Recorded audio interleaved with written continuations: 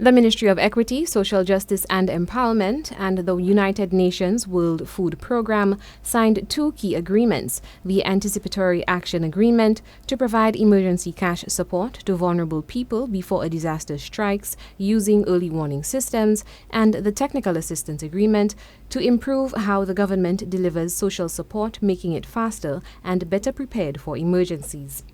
Equity Minister Honorable Joachim Henry highlighted the importance for such a fund that would assist the most vulnerable ahead of an impending disaster.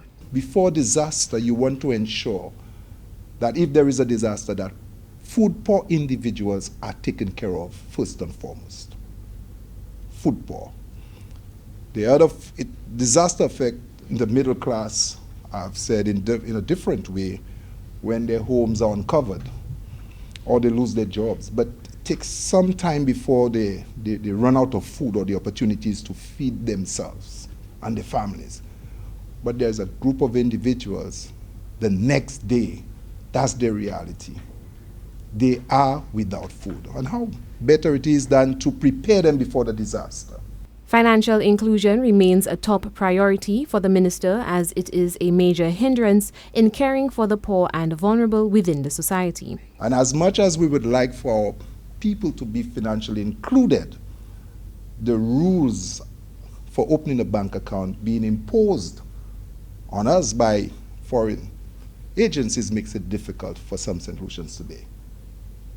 And if we were talking about the same people, you would understand how it would be difficult for them to be financially included in the financial system if they're not able to have the 2 pieces of ID, a passport, and an ID card.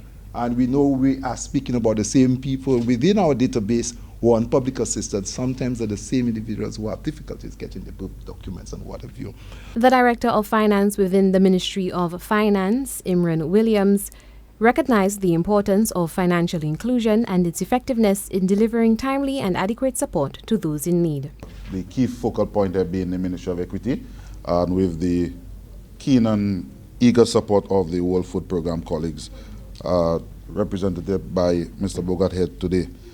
The second agreement we're going to focus on is what we refer to as the Technical Assistance Agreement. This is to strengthen the shock response social protection system and improve its ability to deliver timely, inclusive and efficient support. Brian Bogart, Country Director of the World Food Programme Multi-Country Office, praised the initiative, noting that it is the first of its kind and positions St. Lucia as a trailblazer for a model that could be adopted by other countries across the region and the world. One of the key points that I wanted to make is that the Anticipatory Action Agreement that we have established with the Government of Saint Lucia is really the first of its kind globally and in the region.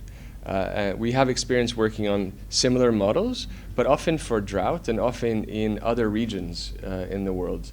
This is the first time that we've really established an agreement where we have prearranged financing that can be triggered and paid out to vulnerable populations before an event makes landfall, a hurricane makes landfall, or a similar tropical storm event. So I think it's really important to point out that St. Lucia is really leading the way. The World Food Programme has pre-positioned EC $600,000 to run the simulation.